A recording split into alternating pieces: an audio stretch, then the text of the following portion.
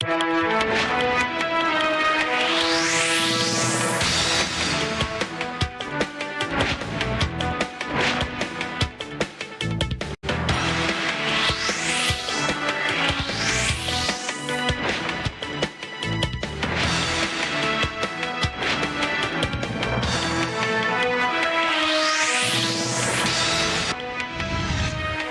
ating headlines, Department of Health nakapagtala ng karagdagang 93 na pasyente na gumaling mula sa COVID-19. Kumpirmadong kaso sa bansa umabot na sa 9,684. Kaso ng COVID sa Pilipinas unti-unti nang bumababa ayon sa isang epidemiologist at bahagi ng Sub-Technical Working Group ng IATF. Gobyerno target na magkaroon ng 78 COVID-19 testing laboratories sa bansa bago matapos ang buwan. Pagbubukas ng klase sa Pilipinas itinakda sa Agosto 24 ng Department of Education. PNP-CIDG iniimbestigahan ang mga irregularidad sa pamamahagi ng cash aid sa ilalim ng Social Amelioration Program. National Telecommunications Commission nag-issue ng cease and desist order laban sa ABS-CBN. Iniutos na ihinto ang operasyon ng radyo at TV stations nito sa buong bansa. Sa balitang pulis, agency driver ng TV network na GMA7, arestado matapos mahulihan ng shabu sa quarantine checkpoint. Sa balitang abroad, bilang ng nasawi sa buong mundo dahil sa COVID-19, higit 250,000 na ayon sa AFP tally. At enhanced community quarantine. Naging magandang pagkakataon sa marami para makabanding ang mga anak, lalo na ang mga baby.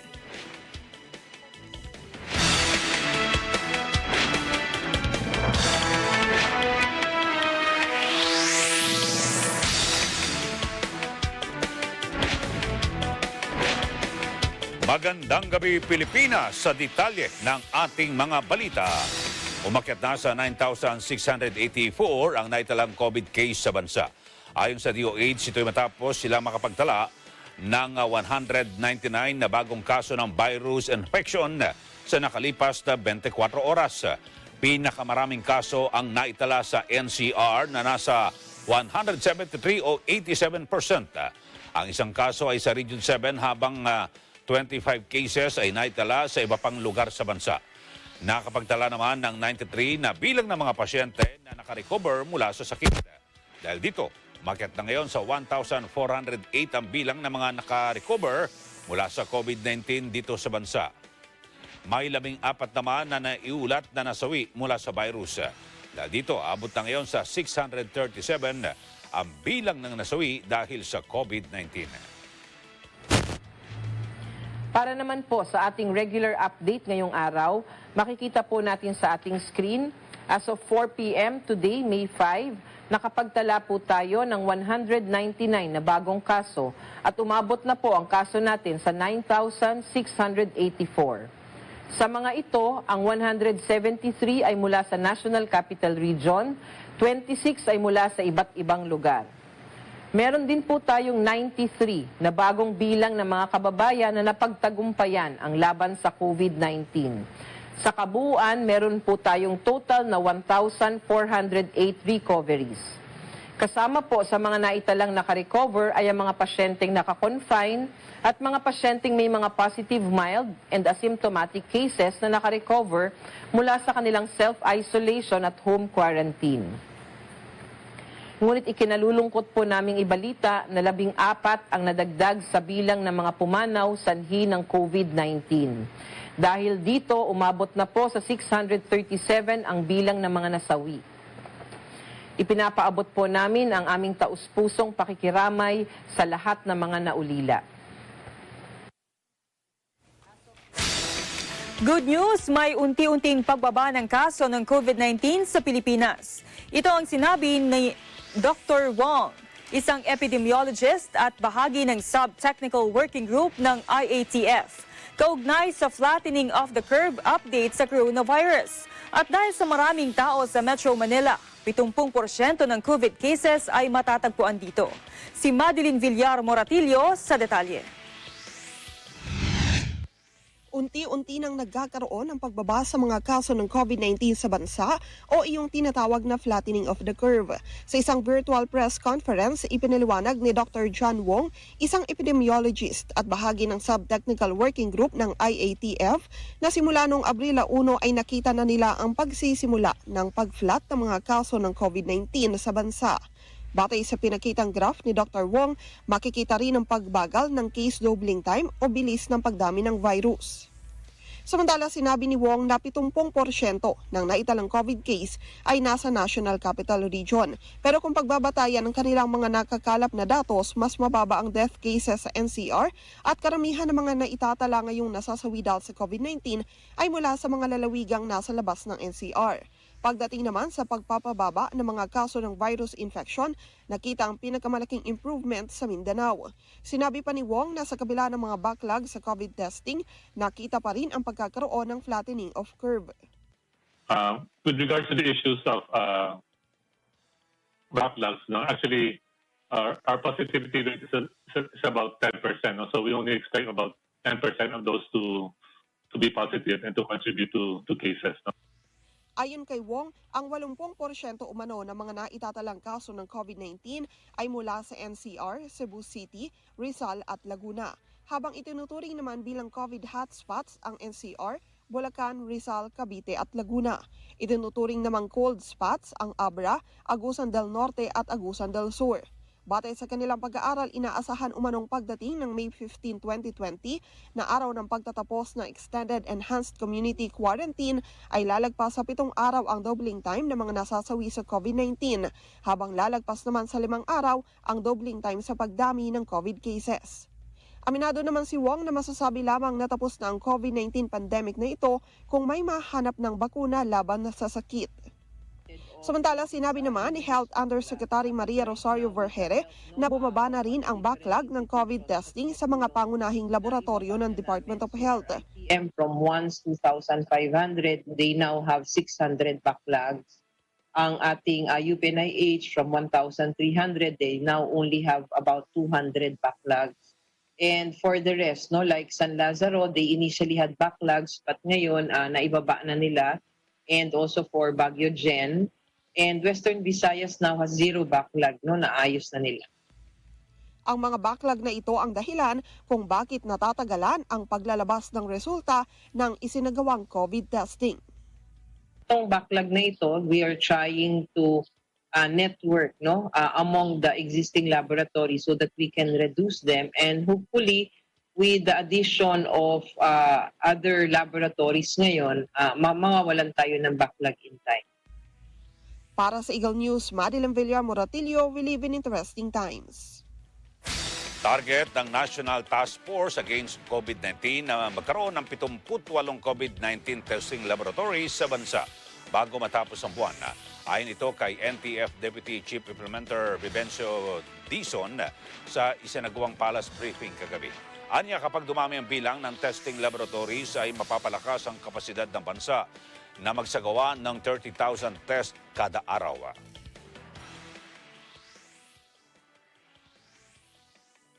Create 58 more laboratories para po by May 30, in less than a month from now, we will have 78 laboratories all over the countries.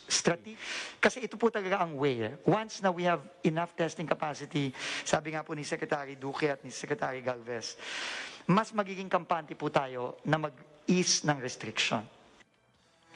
Sa latest situation report ng Department of Health o DOH, mayroong kabuang 22 license laboratories sa bansa na kayang magsagawa ng reverse transcription, polymerase chain reaction o RT-PCR testing.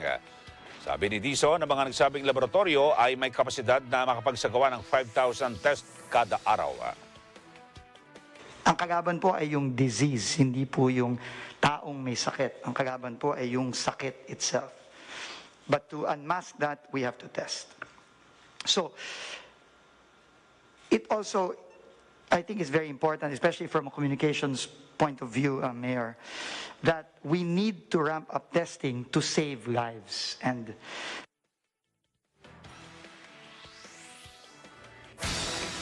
Handa na ang Palasyo de Maynila tent na nasa bahagi ng Rojas Boulevard sa Maynila para tumanggap ng mga isa sa ilalim sa COVID-19 testing. Isa ito sa mga itinalaga upang maging mega swabbing centers sa Metro Manila. Kanina, personal na ininspeksyon ni Health Secretary Francisco Duque III, Chief Implementer Secretary Carlito Galvez, Deputy Chief Implementer Vince Dizon at Coast Guard Commandant Admiral Joel Garcia ang nasabing pasilidad na inaasahang magiging operational na bukas. Ayon kay Duque, aabot sa mahigit 60 testing booth ang nakaset up sa pasilidad na ito. Sinabi ni Galvez na karamihan sa mga susuriin sa pasilidad ay may OFW at frontliners. Nabatid na ang mga medical technologists, encoders at barcoders na i-deploy rito ay mula sa Philippine Coast Guard, katuwang ang ilang medical personnel mula sa PNP at AFP. Maliban sa Palasyo de Maynila, kabilang sa iba pang mega swabbing center ay ang Enderun Tent sa Taguig, Mall of Asia sa Pasay at ang Philippine Arena sa Bulacan. Ang mga makukuhang swab test mula sa mga nasabing pasilidad ay dadalhin naman sa Philippine Red Cross na siyang tumatayong partner laboratory upang magproseso ng COVID test. Nakadepende naman sa dami ng mga nakapending na swab tests sa PRC ang magiging bilis ng paglalabas ng resulta. Samantala, sumailalim sa simulation exercises ang medical volunteers sa mga mega swabbing center sa Palasyo de Maynila. Bilang paghahanda ito sa pagsisimula ng operasyon bukas. Ayon naman sa Bases Conversion and Development Authority o BCDA, bukod sa personal protective equipment, may karagdagang proteksyon din ang mga medical volunteer mula sa plexiglass sa 65 specimen collection booths sa pasilidad. Magkakaroon din nila sila ng shifting at isa sa ilalim sa quarantine pagkatapos ng kada 2 linggong duty. Sa August 24 na ang pagbubukas ng klase sa bansa para sa school year 2020-2021. Inanunsyo ito ni Education Secretary Leonor Briones sa isinagawang Laging Handa public briefing. Si Vic Sumintak sa detalye.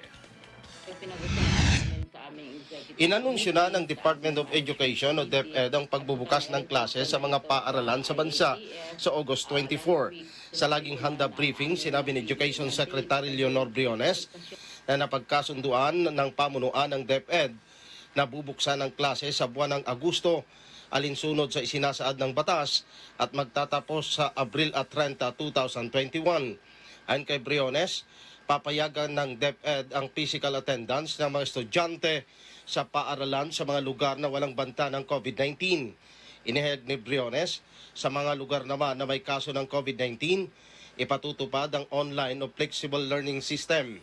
Ay pinag-usapan namin sa aming executive committee, sa aming management committee, at saka na-report ko na ito sa IATF. Last week, sinabi ko na ang aming napili na date dahil nagkonsultasyon naman kami, over 700,000 ka respondents, tapos ang mga partners, lahat malawakang konsultasyon. Ang preference nila ay August. Tama-tama naman ito dahil sang-ayon ito sa ating batas. Dahil ang batas natin nagsasabi na ang pag-open ng school mag-umpisa anytime between June and August. So, ang napili nating school opening date ay August 24. Pero hindi ibig sabihin, Martin at Raquel, na physical na, lahat physical na papasok. Kasi may lockdown naman tayo sa iba't ibang mga lugar. Pwedeng virtual, pwede ding physical sa mga lugar na inaalaw ang physical na pagbukas ng eskwelahan. Pero officially, August 24.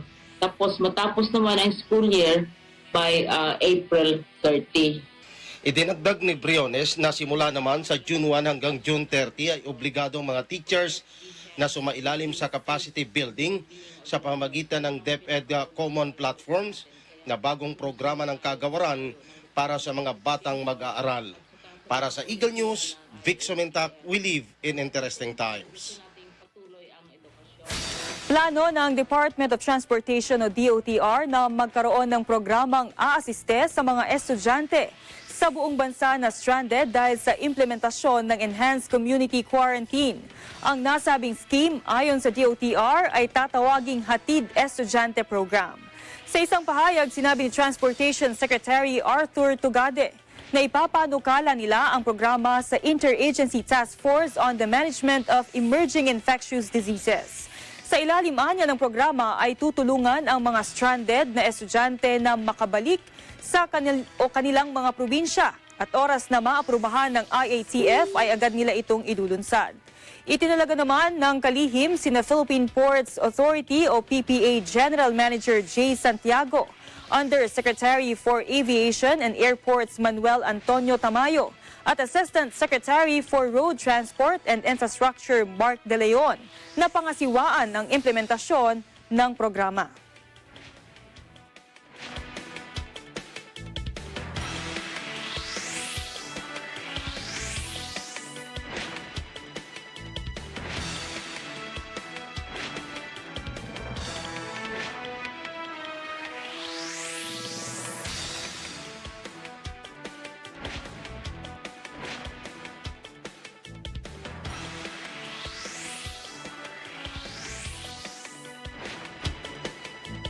Abangan, Pangulong Rodrigo Duterte hiniling sa mga lokal na opisyal na payagang makapasok sa kanilang mga nasasakupang lugar ang mga overseas Filipino workers sa gitna ng COVID-19 crisis.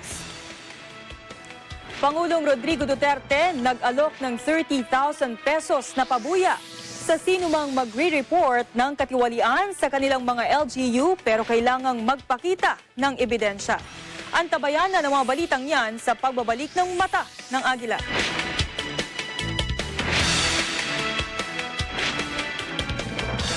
Alam niyo ba na pumapasok ang COVID-19 sa ating katawan sa pamamagitan ng mata, ilong at bibig? Kaya lagi kaming conscious dito sa bahay kapag umuubo kami. Lagi kami naghuhugas ng kamay in 20 seconds. Pag lumalabas kami, lagi namin suot ang mask. Lagi lang natin tatandaan mga mamshi. Buhay ng pamilya natin ang nakasalalay dito. Let's go! Maliit pa sila, pina-practice ko sila. Hanggang natuto sila. Alos buong Pilipinas nalibot na namin. Ganun din sa ibang bansa. Ngayon, nakasa kami kasama dito sa kompetisyon ng Tagisan ng Galing. Siyempre, excited kami. Yung app namin, ipakikita namin sa karamayang nanonood. Kasama ko po ang aking tatay at ang tawag po sa amin ngayon ay the Father and Daughter Balancing App.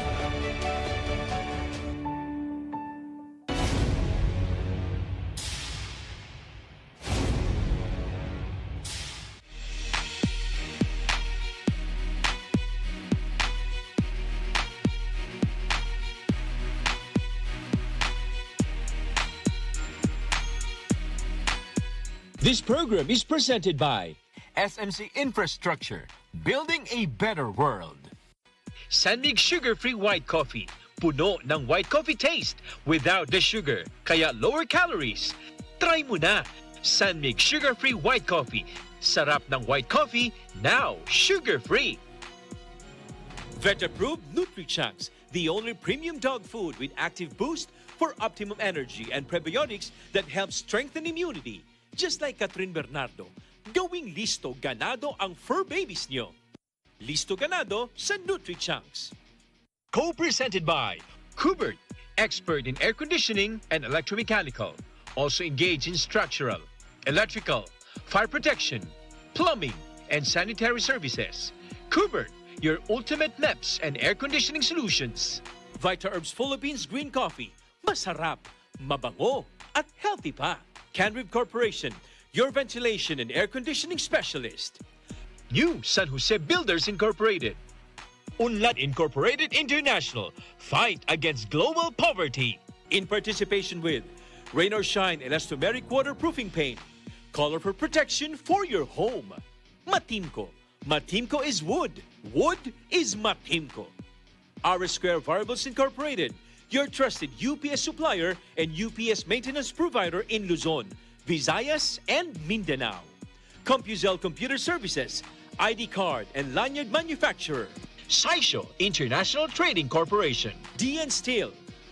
EMAC UPVC Roof Corporation.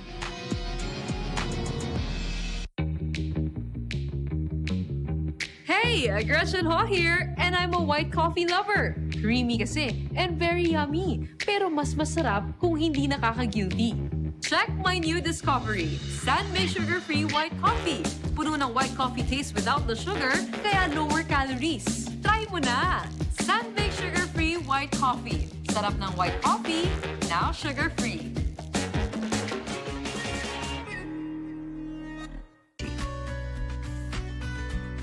Star Tollway is a 41.9-kilometer highway that stretches out from Santo Tomas, Batangas, all the way to Batangas City. An important component of the company's portfolio, the NAIA Expressway project is a 5.4-kilometer elevated expressway that connects the Skyway system to NAIA Airport terminals and the entertainment city. SMC Infrastructure's ventures also include other projects aside from the toll road business. Listo at ganado ang baby ko sa vet-approved Nutri-Chunks with active boost and prebiotics na pampalisto. Made with real meat, with essential nutrients to help them grow healthy and happy. Listo, ganado sa Nutri-Chunks.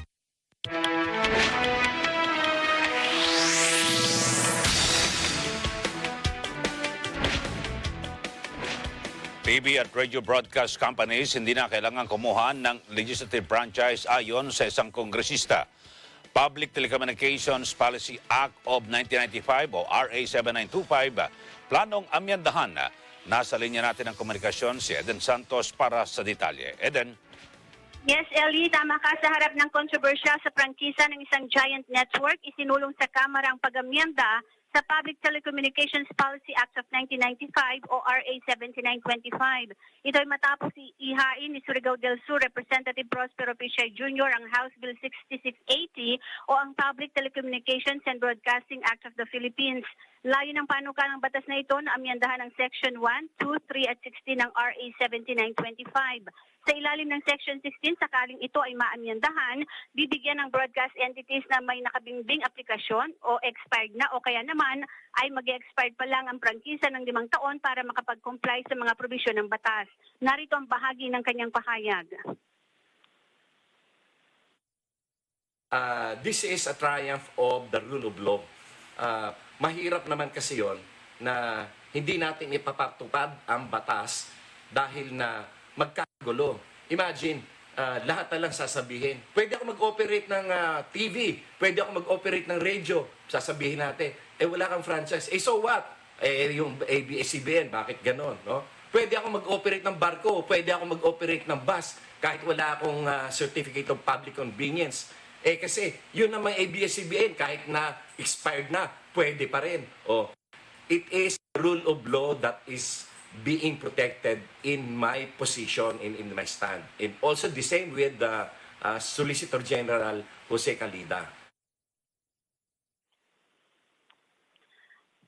Iyan ang pahayag naman ni Atty. Larry Gadon na isa sa mga petitioner sa Korte Suprema na naghain ng petition for prohibition. Ikinatuwa ni Atty. Larry Gadon na ang naging ang inisyong cease and desist order ng National Telecommunications Commission laban sa ABS-CBN.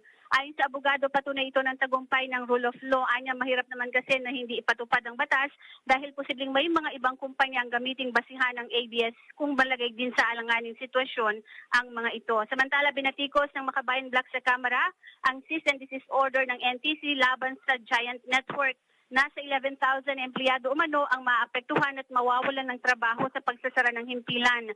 Umaasa ang Kabataan Party List na sa pagbabalik ng sesyon ng Kongreso ay matalakay na ang prangkisa ng Giant Network. Samantala, pagpapaliwanagin ng Kamara ang mga opisyal ng NTC, hinggil sa inilabas na kautusan laban sa media giant na ABS-CBN. Ayon kay House Committee on Legislative Franchises Chairman Franz Alvarez, papadalhan nila ng show cause order ang mga opisyal ng NTC para pagpaliwanagin ang mga ito kung bakit hindi sila dapat makontempt. Anya, binaliwala kasi ng NTC ang commitment nito sa Kamara na bibigyan ng provisional authority to operate ang ABS habang pending pa sa Kongreso ang franchise renewal application nito. Malinaw din anyang panghihimasok sa kapangyarihan ng Kongreso ang ginawa ng NTC. Dahil dito pinag-aaralan na anya ng liderato ng mababang kapulungan ng Kongreso ang susunod nilang hakbang kaugnay ng issue. Para sa Eagle News, Eden Santos, believe in interesting times. Sa iba pang balita, pag-aaralan ni Pangulong Rodrigo Duterte ang legalidad ng hindi pagpapahintulot na i-deploy sa ibang bansa ang mga health worker, lalo na ngayong panahon ng krisis dahil sa COVID-19. Sa public address ng Pangulo, binigyang diin niya na isa ito sa mga nakikitang paraan upang maprotektahan ang mga Pinoy health worker. Nais ding matiyak ng Pangulo na hindi malalagay sa panganib ang buhay ng health workers dahil sa pakikipaglaban sa COVID-19 sa ibang bansa. Ang problema, sabi ko, we'll have to look into this again. It has to be this week, maybe 2 days from now. We'll have to meet again and consult the legal Secretary Guevara, whether or not it would be legal for us to just stop the migration of health workers simply because they are being taken in a place where there is so much kawawa yung Pilipino eh. So, sabi ko, if I send you to a war front, the enemy is the COVID, the microbes, parang maawa ako. Please do not misunderstand me. I am making it clear now. I do not want you to go there and come back in a coffin. That's my only argument, if you may, because you are Filipinos at mahal ko ang mga buhay ng kababayan ko. Hiniling ni Pangulong Duterte sa mga lokal na opisyal na payagang makapasok sa kanilang mga nasasakupang lugar, ang mga overseas Filipino workers o OFWs na bumalik ng bansa at sasailalim sa mandatory 14-day quarantine. Sa public address ng Pangulo, sinabi niyang may ilang lokal na pamahalaan na di pinapayagang makapasok sa kanilang nasasakupang lugar ang ilang OFWs kahit na negatibo naman ito sa COVID-19. Anya tungkulin ng mga lokal na opisyal na tulungan at protektahan ang kanilang mga nasasakupan. I heard also, I'm sure, sa city of Iloilo, hindi ninyo tinanggap yung mga OFW. Sir, Mayor, nakikiusap ako sa inyo na sundin lang ninyo yung guidelines. I have no quarrel na you want the contagion stop right there at the doorstep. Huwag ka na lang pumasok dito.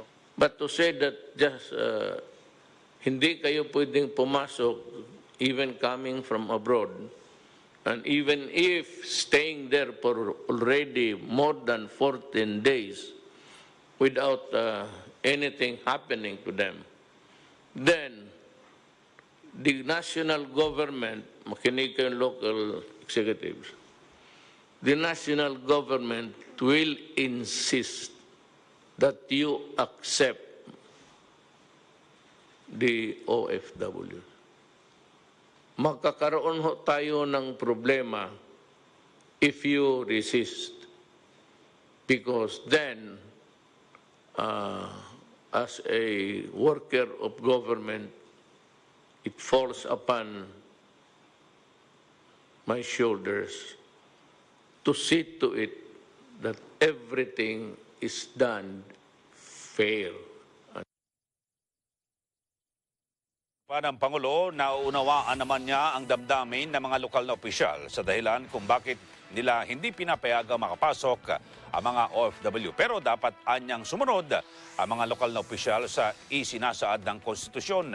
Sabi pa ng Pangulo, ang mga remittance mula sa mga OFW ay napakalaki ng kontribusyon sa Gross Domestic Product o GDP ng bansa. Kaya yung remittances ng dollar is one of the pillars ng ating economy. GDP niya is malaki ang binibigay ng OFWs, and we do not want to repay them with this kind of behavior.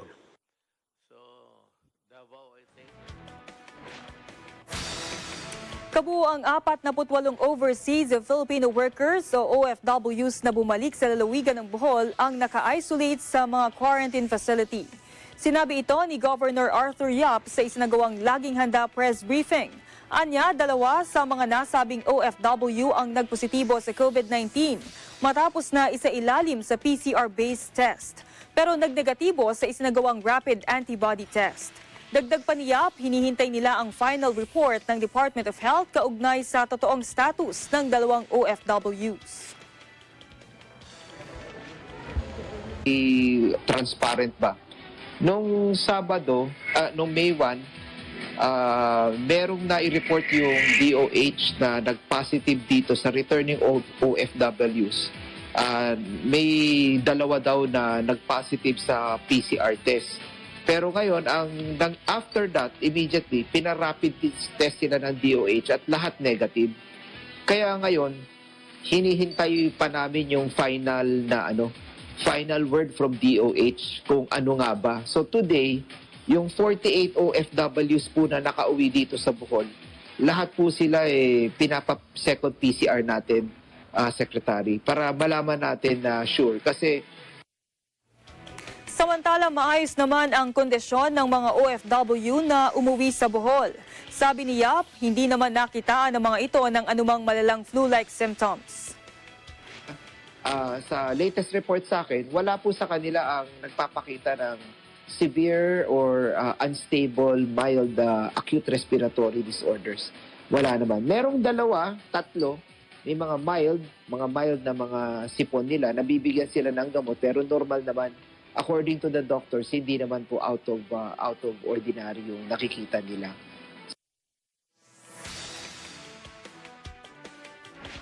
Hindi na palalawigin pa ang pamamahagi ng cash aid mula sa Social Amelioration Program sa itinakdang deadline sa Mayo 7. Ayon kay DILG Secretary Eduardo Año, kailangan na itong tapusin ng mga lokal na pamahalaan. Ang mga LGU officials ay una nang binigyan ng hanggang Abril 30 para ipamahagi ang cash aid sa mga kwalipikadong benepisyaryo. Pero may ilang lokal na pamahalaan na hindi nakatugon sa deadline, kung kaya nagpatupad si Secretary Año ng 7 araw na extension sa Metro Manila, Cavite, Laguna, Rizal, Bulacan, Cebu at Davao City. Habang ang ibang LGU sa ibang lugar na may problema sa payout ay binigyan ng 4 na araw na extension para matapos ang pamamahagi ng unang tranche ng cash aid. Sa ngayon, kumpiyansa ang kalihim na matatapos na mga nasabing LGU sa pamamahagi ng cash aid hanggang Mayo 7. Sa datos ng DILG, kabuang 828 LGUs sa buong bansa ang nakakumpleto na ng payout ng unang tranche ng financial assistance sa ilalim ng SAP. Nangangahulugan ito na 75% ng natapos na ang pamamahagi ng cash aid sa bansa. Inihimok din ng ahensya ang mga nasabing LGU na agad nang mag-liquidate. Iniimbestigahan na ng PNP Criminal Investigation and Detection Group ang mga local government official na inaakusahan ng korupsyon sa pamamahagi ng Social Amelioration Program. Kasama sa mga iimbestigahan ang isang barangay chairman sa Bulacan na umano'y pinalitan ang pangalan ng SAP beneficiaries sa kanyang nasasakupan. Ang detalye sa report ni Mar Gabriel. Bumuo na ng isang team ang PNP Criminal Investigation and Detection Group para imbestigahan ang ilang local government official kaugnay ng aligasyon ng korupsyon sa pamamahagi ng Social Amelioration Program. Sa pahayag na inilabas ni PNP spokesperson Police Brigadier General Bernard Banac, inatasan ni PNP Chief Police General Archie Gamboa ang CIDG na magsagawa ng case build-up operation laban sa mga tiwaling local official. Susuriin umanong mabuti ng mga investigador ang disbursement records, mga resibo, at iba pang paper trail evidence, kasama na ang sinumpang salaysay ng mga benepisyaryo. Mismong ang Directorate for Investigation and Detective Management ang magmomonitor sa takbo ng investigasyon upang masiguro na masasampahan ng kaso ang mga dawit na opisyal. Kasama sa mga iimbestigahan ang isang barangay chairman sa Bulacan na nabanggit ng Pangulo sa kanyang public address dahil sa ginawa daw nitong pagpapalit ng pangalan ng mga benepisyaryo sa kanilang lugar. Samantala, nagtulong-tulong ang mga tauhan ng PNP Anti-Kidnapping Group sa pagre-repack ng nasa 500 piraso ng food packs. Nakatakda nila itong ipamahagi bukas sa mga mahihirap na residente ng Barangay Kabuko sa 13 Martires, Cavite. Para sa Eagle News, Mar Gabriel, we live in interesting times. Magbibigay ng 30,000 pisong pabuya si Pangulo Duterte sa sinumang magre-report ng katiwalian sa kanilang mga lokal na pamahalaan ngayong panahon ng COVID-19 crisis. Ayon kay Presidential Spokesperson Secretary Harry Roque, alinsunod ito sa zero tolerance policy ng Pangulo sa anumang uri ng katiwalian, lalo na sa mga opisyal na sinasamantala ang mga tulong na ibinibigay ng gobyerno para sa mga mahirap na pamilyang nangangailangan. Na sa kagustuhan po ng ating Pangulo na matigil yung pangungurakot pagdating po sa SAP at iba pang ayuda ng gobyerno na ginawa po ni Kagawad Danilo Flores ng Hagonoy, Bulacan, siya po ay magbibigay ng pabuya ng 30,000 pesos sa lahat po na magre-report ng mga local officials na kumakana o kinukurakot ang mga ayuda para po sa mga mahihirap. Kaugnay nito, hinimok ng Malacanang ang mga mamayan na nagpaplanong mag-report ng anomalya sa pamahagi ng COVID-19 Emergency Subsidy Program para sa mga mahihirap na pamilya na magpakita ng ebidensyang susuporta sa mga aligasyon. Sabi ni Roque, poprotektahan din ng gobyerno ang pagkakakilanlan ng mga individual na magre-report ng mga anomalya. Na magsabi o magparatang ng bintang. Kinakailangan po magbigay ng ebidensya, gaya ng ebidensya na ginamit dun sa barangay councilor ng Hagonoy, Bulacan. No? Meron siyang video recording nung pangyayari. No?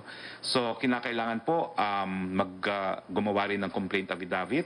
Kung ito po ay isang criminal complaint, isubmit po ang inyong complaint affidavit sa pinakamalapit na istasyon ng pulis o di naman kaya sa NBI. Kung administrative naman po ang reklamo, isumitin niyo po yan sa pinakamalapit na tanggapan ng DILG.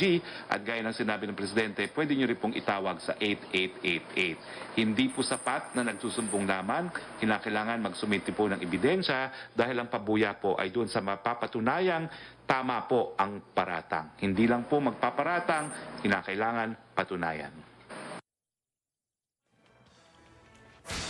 Kailangang nakasunod sa mga umiiral na batas ang relief operations na ginagawa ng mga pribadong organisasyon.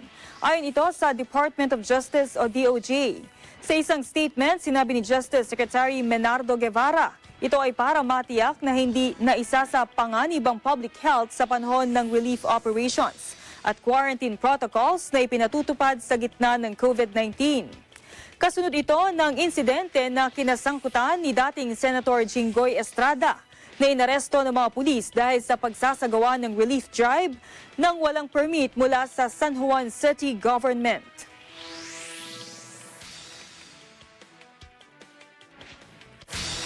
Iminungkahi ng isang kongresista na magsagawa ng 5 araw na dry run sa public transport bago alisin ang enhanced community quarantine sa Mayo 15. Si Eden Santos sa detalye. Inirekomenda sa Interagency Task Force on Emerging Infectious Diseases o IATF ang pagsasagawa ng 5 araw na dry run sa public transport. Ayon kay Sama Representative Edgar Mary Sarmiento, Chairman ng House Transportation Committee, bago ang inaasahang pagtatanggal sa Enhanced Community Quarantine sa May 15, dapat isagawa ang dry run sa public transport systems gaya ng mga bus, tren, tricycle, eroplano, barko at iba pa. Anya, ito ay upang maiwasan ang malaking problema dahil hindi napag-aralang mabuti kung paano ang tamang sistema na dapat ipatupad bago mag-general community quarantine. Binigyan din pa ng kongresista na habang umiiral ang ECQ ay makabubuting makapagsagawa ng mga opisyal ng gobyerno ng dry run para madaling makita kung papaano gagawin ang social distancing at ang mga dapat na adjustment. Mahalaga rin umano ang dry run upang masuri ang kondisyon ng mga sasakyan, tren, eroplano at iba pa na papayagang makapag-operate sa ilalim ng GCQ. Malalaman din anya kung ang volume ng mga pasahero ay manageable o kayang pamahalaan at kung papaano ang gagawing sistema hanggang sa kaliit-litang detalye gaya ng paraan ng pagbabayad ng pamasahe at iba pa. Para sa Eagle News, Eden Santos, we live in interesting times. Umaasa naman ang mga tricycle driver na gagraduate na para sa General Community Quarantine ng Metro Manila pagsapit ng Mayo 16. Ito ay para makabiyahe na sila at mayroon ng pagkakitaan. Si EBC vlogger at stringer Raymard Gutierrez sa detalye. Isa ang mga tricycle sa mga pangunahing sasakyan ng Pilipino. Ngunit ngayong enhanced community quarantine ay pinagbawalan silang magbiyahe. Nag-ikot-ikot ako para tingnan ang mga lansangan at isa din ito sa namimiss kong nakikita. Pero ayon sa gobyerno, unti-unti na daw ibabalik ang mga public transportations. Kasama na dito ang mga tricycle sa kalagitnaan ng Mayo. Nagbigay naman ng opinyon ang ilan sa mga nakausap kong publiko ukol dito. Okay po, basta po may social distance para po yung may mga pangangailangan, makapunta na rin po sa kanilang mga pupuntahan. Okay po. Pero po kailangan po, sumunod pa rin tayo sa mga kinauukulan, yung mga dapat nating kailangan. Maganda yon kasi yung mga namamalengke na maraming para may masasakyan na rin. Kinausap ko din ang ilan sa mga tricycle driver para makuha ang kanilang opinyon. Una kong nakilala si Nesplor Estepa na matagal na ring tricycle driver sa Novaliches. Naging emosyonal naman siya sa interview dahil naghihirap na daw sila simula nang nawalan ng biyahe. Malaking tulong para sa amin yun. Papasalamat kami kung mapapatupad talagang maibalik yung pamamasada namin dahil wala naman kaming ibang aasahan kundi yun lang hanap buhay namin pamamasada. Kung tungkol naman sa social distancing, magagawa naman ng maparaan. Yung napanood ko sa TV sa Baguio, naglalagay sila ng harang dito sa tricycle. Limbawa dito, lalagyan ko ng harang para yung isang pasahero dito at ako naman dito, magkakaroon ng distansya pati sa loob. Ang importante lang sana sa amin, kung makakarating mo sa kinaukulan, sana naman po makabiyahe na po kami. Nakilala ko rin si Rolando Canlas, isang tricycle driver din sa Novaliches. Ika nga din niya, mabalik na daw sana ang mga biyahe para guminhawa ang buhay ng bawat isa. Okay naman kasi sa noon, ngayon medyo walang kinikita, walang biyahe. Sabi nila isa lang daw yung sakay. Kaya kailangan na lang sumunod para makatulong. May iba rin namang masaya nung nalaman nila ang balitang ibabalik na daw ang mga tricycle. So mas maganda sana talaga maibalik dahil masyadong medyo lipit na at kulang na talaga sa mga pangangailangan dito sa bahay. Tumagal din ng ilang buwan bago napagdesisyonan ng gobyerno na ibalik ang mga public transportation. Kahit hindi pa nga laganap na puksa ang coronavirus. May pagkadelikado man, pero kailangan na din ito para unti-unti na ring guminhawa ang buhay ng bawat isa. Mula dito sa Novaliches, Quezon City, para sa Eagle News, Raymard Gutierrez, will live in interesting times.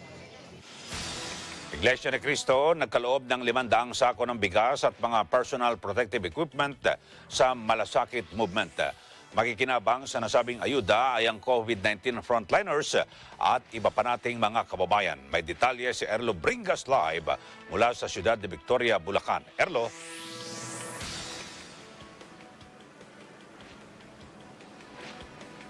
Mulingan nagkaloob ng tulong ng mga personal protective equipment sa Iglesia ni Cristo at 500 sakong bigas din na makikinabang ang ating mga frontliners maging ang ating mga kababayan. Nagkaloob ng mga bigas at mga personal protective equipment set ang Iglesia ni Cristo sa organisasyon na Malasakit Movement. Sinagawa ngayong hapon ang turnover dito sa Ciudad de Victoria at dinuluhan ito ni Malasakit Movement Head at MMDA spokesperson Celine Pialagot, ilan pang mga tauhan ng nasabing organisasyon, maging si Atty. Glicerio GP Santos IV, COO ng Maligaya Development Corporation. Ayon kay Atty. Glicerio GP Santos, COO ng Maligaya Development Corporation, agad na tumagon na Iglesia ni Cristo sa kahilingan ng organisasyon. Sumulat nilang Malasakit Movement sa INC para humingi ng tulong na magkaroon ng personal protective equipments na ipapamahagi din nila sa mga frontliners maging ang iba pang mga ayuda. Nagpasalamat naman ang grupong Malasakit Movement sa Iglesia ni Cristo, lalo na sa tagapabahalang pangkalahatan ng kapatid na Eduardo V. Manalo dahil sa mabilis na pagtugon sa kanilang kahilingan. Ayon kay Malasakit Movement Head Celine Pialago, makikinabang dito ay ang pamilya ng mga MMDA traffic constables, mga frontliners maging sa ating mga nangangailangang mga kababayan. Ang mga personal protective equipments naman ay makikinabang dito ang mga medical frontliners at mga ospital na nangangailangan hanggang sa ngayon ng PPE. Papasalamat si ASEC Celine Pialago sa INC at sa tagapamahalang pangkalahatan, kapatid na Eduardo V. Manalo, sa pagtulong ng INC sa ganitong panahon ng krisis. Narito ang ilang bahagi ng pahayag ni ASEC Celine Pialago.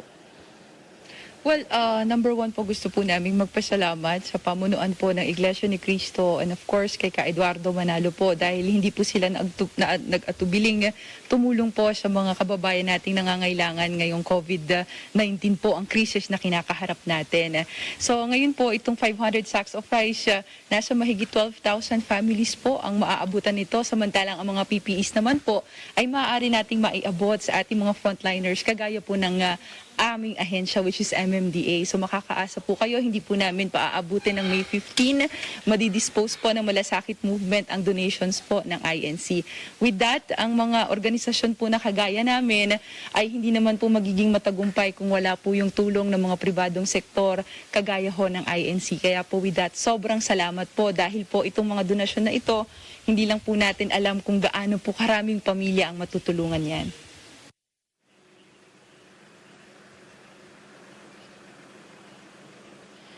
Tinataya aabot sa 500 sako ng bigas at 1,000 personal protective equipment set ang pinagkaloob ng Iglesia ni Cristo sa nasabing organisasyon at nangako naman ng organisasyon na kanila itong ipapamahagi agad sa mga nangangailangan nating mga kababayan maging yung mga COVID-19 frontliners. At live mula rito sa Ciudad de Victoria, Bulacan para sa Eagle News or Ringas, we live in interesting times. Maraming salamat kay Erlo Bringas Live, nag-uulat mula sa Ciudad de Victoria sa Bulacan. Abangan!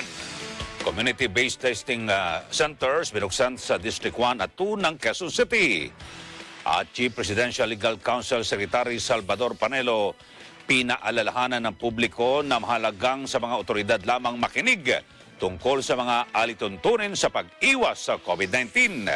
Yan ang iba pang natin tampok na balita sa pagbabalik ng Mata na Agila.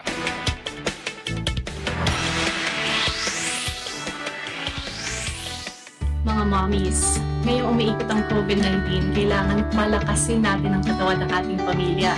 Para makaiwas sa sakit, kumain tayo ng healthy tulad ng gulay, ng prutas, o yung mga pagkain sagana sa protina tulad ng isda, o manok, o karne. At huwag kalimutang uminom ng maraming tubig. Buhay ng pamilya natin ang salalay nito.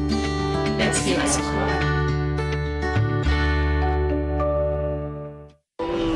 Magtatagumpay tayo, salamat. Kung mag-fail tayo, salamat. Ang importante po, sinubukan natin, ginawa natin yung makakaya natin. Napatunayan ko na yung talent na binigay sa akin ng Diyos, mas may expose pa. Kaya sa mga ibang artist dyan, lalo na sa mga may kapansanan din, mag-explore pa tayo ng ibang bagay tulad nito. Huwag tayong magtago, huwag tayong mahihiya. gawin natin kung ano yung gusto talaga nating gawin.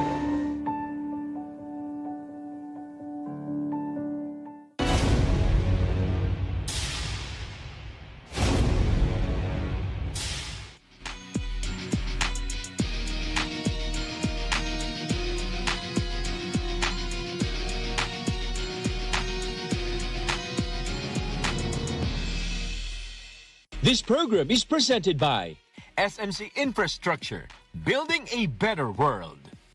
Sanmig Sugar-Free White Coffee, puno ng white coffee taste without the sugar, kaya lower calories. Try mo na, Sanmig Sugar-Free White Coffee. Sarap ng white coffee, now sugar-free. Vet-approved Nutri-Chunks, the only premium dog food with active boost for optimum energy and prebiotics that help strengthen immunity. Just like Catherine Bernardo, gawing listo ganado ang fur babies nyo. Listo ganado sa Nutri-Chunks.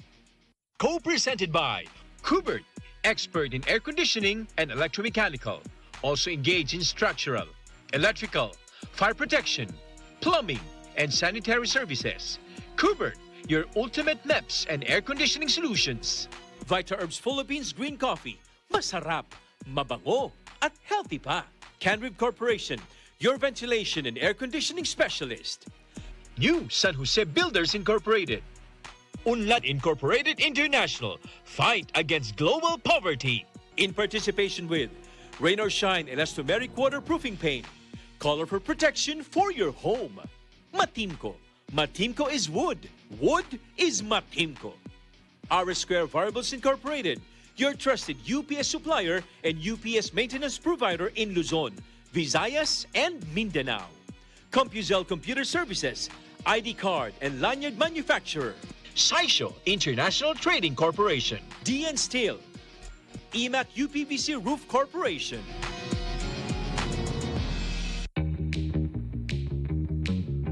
Hey, Gretchen Ho here, and I'm a white coffee lover. Creamy kasi, and very yummy. Pero mas masarap kung hindi nakaka-guilty.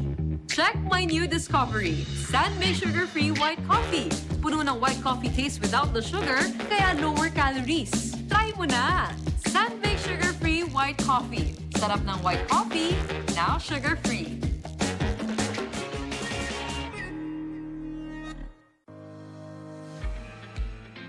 To date, SMC Infrastructure remains at the forefront of Boracay Airport's modernization.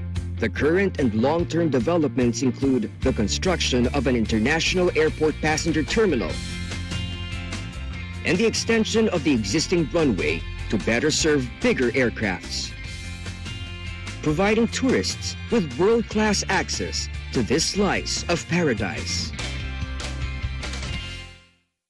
Listo at ganado ang baby ko sa vet-approved Nutri-Chunks with active boost and prebiotics na pampalisto.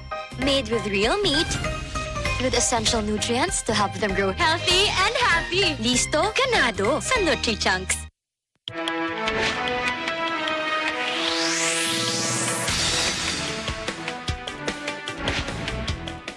Nasa 18 Senate employees ang nagpositibo sa COVID rapid test. Kasama rito ang staff ni Senator Richard Gordon. Pero si Senate President Vicente Soto hindi nababahala. Sa katunayan, personal siyang nagtungo sa Senado para pangunahan ang sesyon. Si Mean Corvera sa detalye. Kinumpirma ni Senate President Vicente Soto na umabot na sa 18 empleyado ng Senado ang nagpositibo sa COVID rapid test. Karamihan anya sa mga ito ay miyembro ng Senate Sergeant-at-Arms habang iba ay staff ng mga senador. Sabi ni Soto, kinuna na sila ng confirmatory test at sasagutin ng Senado ang gastusin para dito. Ang Sergeant-at-Arms ang pinakamaraming nagtatrabaho pa rin. Kaya hindi nakakapagtaka, no? Buti na lang sa mga employees, meron pa isa-isa lang na staff ng mga senador. Usually naman ay hindi naman pumapasok na regularly because when we started with the ECQ, skeletal lang yung secretariat, but the offices of the senators were walang pumapasok. Sa 18, isa rito ay staff ni Senator Richard Gordon pero negatibo na ang resulta ng kanyang swab test. Sinabi ni Soto na maaaring isailalim na rin sa test ang pamilya ng mga empleyado na nag-positive sa COVID rapid test. Sa kabila nito, hindi naman nababahala si Soto. Katunayan, tuloy ang kanyang trabaho at wala siyang balak na suspindihin ang mga sesyon. Si Soto ay personal na nagtungo sa Senado kanina para buksan ang sesyon kasama sina Senador Sherwin Gatchalian at Francis Tolentino. Present naman sa sesyon sa pamamagitan ng teleconference ang 19 pang senador. Paglilinaw ni Soto sa inaprobahang resolusyon para sa pagdaraos ng video conference, maaari rin itong gamitin sa mga committee hearings. Pero hindi maaring payagan ang privilege speech sa pamamagitan ng teleconference at dapat physically present sa Senado. Which amidst our rules takes effect. Alright, so we will conduct a roll call kasama yung nasa teleconferencing. If ang mga agreement lang, it's not really spelled out in the resolution. Ang agreement namin is that if you're going to deliver a privilege speech, mas maganda doon ka sa plenary hall. And then, as far as the hearings are concerned, hearings of bills, you can do it teleconferencing. But the rules of the Senate does not cover resolution number 5 of the Senate. Worldwide now that are conducting teleconferencing also or hybrid sessions like what we are doing now. And then they encourage pa rin, or it is a must, that at least yung upper body mo ay bihis naman for a regular session. Huwag naman naka-jogging suit o naka-t-shirt. Okay, so just going back to especially a collarless shirt. For me, Nagpaalala din ito na kahit teleconference ang sesyon, dapat pairalin pa rin ang proper decorum kasama na ang pagsusuot ng proper attire. Para sa Eagle News, Mayan Corvera will live in interesting times. Bukas na ang community-based testing centers ng Quezon City para sa District 1 at District 2 ng lungsod. Samantala, naragdagan muli ang bilang ng kaso ng COVID-19 sa may Quezon City. Pero ang magandang balita, nananatili namang mas mataas ang bilang ng gumaling mula sa nasabing sakit. Si Sam Cepeda sa detalye. Binuksan na ng Quezon City Government ang community-based testing center sa District 1 ng lungsod na matatagpuan sa Esteban Abada Elementary School at para sa District 2 na nasa Batasan National High School. Ayon sa lokal na pamahalaan, sa mga nasabing community-based testing center, kinukuhanan ng swab ang suspected COVID-19 patients ng una at ikalawang distrito ng lungsod. Ang mga residente anila ng lungsod ay pinapayuhang makipag-ugnayan muna sa pinakamalapit na health center sa lugar kung may nararamdamang respiratory at flu-like symptoms. Dagdag pa ng Quezon City LGU sa 3,055 swab tests na ginawa mula April 13 hanggang kahapon May 4 ay dumating na ang resulta ng 677 specimen. Mulaan nila sa kabuuang bilang, 583 ang negatibo sa COVID-19 habang 94 ang nagpositibo. Samantala, 1,339 na ang bilang ng positibong kaso ng COVID-19 sa lungsod. Batay ito sa datos ng Department of Health o DOH na dumaan sa validation ng Quezon City Epidemiology and Disease Surveillance Unit o CESU, health center staff at mga opisyal ng barangay para masigurong sila ay residente ng Quezon City. Mulaan nila sa kabuuang bilang, 1,054 na ang kumpirmado ng CESU. Nananatili namang mas mataas ang bilang ng gumaling mula sa COVID-19 na nasa 264 habang 132 ang bilang ng nasawi. Para sa Eagle News, Sam Cepeda, we live in interesting times. Pinalnang pinagtibay ng Senado ang panukalang batas na maglulunsad ng Alternative Learning System Community Learning Center o ALS-CLC sa bawat lungsod at munisipyo sa bansa. Ang ALS ay isang programa sa ilalim ng Department of Education o DepEd na layong bigyan ng libreng edukasyon ang mga mamamayang hindi makapasok sa mga paaralan dahil sa kawalan ng kakayahan na magbayad ng tuition o di kaya ay nasa malalayo at liblib na lugar. Ayon kay Senator Sherwin Gatchalian, may akda ng panukalang batas. Mas maraming Pilipino ang magkakaroon ng pagkakataong matapos ang kanilang pag-aaral kung ang bawat lungsod at munisipyo sa bansa ay may sariling ALS CLC. Katunayan sa pag-aaral ng World Bank hanggang noong May 2018, umabot na sa 24 na milyon ang mga Pinoy na may edad na 15 pataas ang hindi nakapagtapos ng basic education dahilan kaya maraming Pinoy pa rin ang hirap na umangat sa buhay. Kabilang na ang mga person with disabilities, indigenous people, children in conflict with the law, mga person deprived of liberty, mga migrant worker at iba pang mga nangangailangang sektor ng lipunan. Aminado si Gatchalian na malaking hamon ng ALS lalo na ngayong panahon ng health emergency at naghahanda na ang mga paaralan sa muling pagbubukas ng klase. Gagamitin na rin sa ALS ang iba't ibang paraan ng pagtuturo na kailangan sa ilalim ng tinaguriang new normal. Kabilang dito ang digital learning, modular instruction at pag-aaral gamit ang radyo at telebisyon.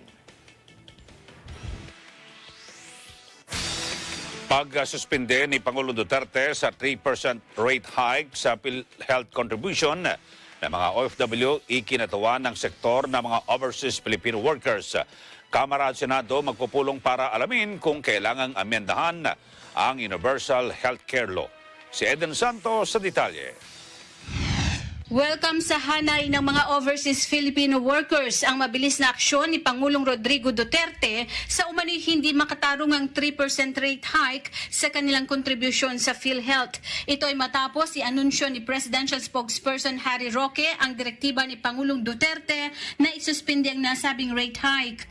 Ayon kay dating AXA-OFW Representative Aniceto John Bertis, Chairman ng AXA-OFW Coalition of Organizations, malaking tulong sa OFWs ang pagsuspinde sa mandatory contributions ng OFWs lalo na sa panahong ito ng global pandemic. Suportado rin ng organisasyon ang direktiba ng Pangulo na gawing voluntary ang kontribusyon ng lahat ng mga OFW.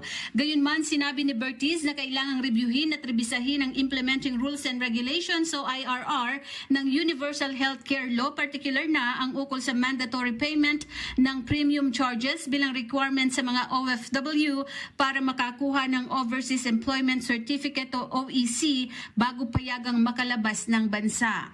We welcome President Duterte's directive to suspend the mandatory contributions of our overseas Filipino workers, especially during this global pandemic that has placed many of us. Maraming salamat po talaga sa ating mahal na Presidente Duterte.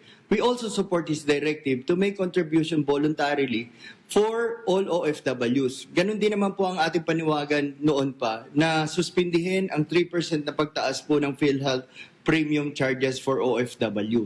Dapat po tulong at hindi dagdag na singil para sa ating mga OFW, lalo na po sa napakaraming nawalan po ng trabaho at na-displace nating mga kababayan. Kinumpirma naman ni Quezon 4th District Representative Angelina Helen Tan, chairperson ng House Committee on Health, na magsasagawa sila ng Joint Congressional Oversight Committee meeting kasama si Senador Bongo. Anya, titignan nila kung ang suspensyon ng rate hike at gawing voluntary na lang ang kontribusyon ng mga OFW ay nasa IRR lang o nasa probisyon ng batas. Paliwanag ng kongresista, kung ito ay nasa batas ay kailangang amyendahan ng UHC law. Titignan din nila kung ang suspensyon ay habang may COVID-19 pandemic lang o ito ay pangmatagalan. Ibig sabihin, kailangan po mag-amyenda talaga ng batas.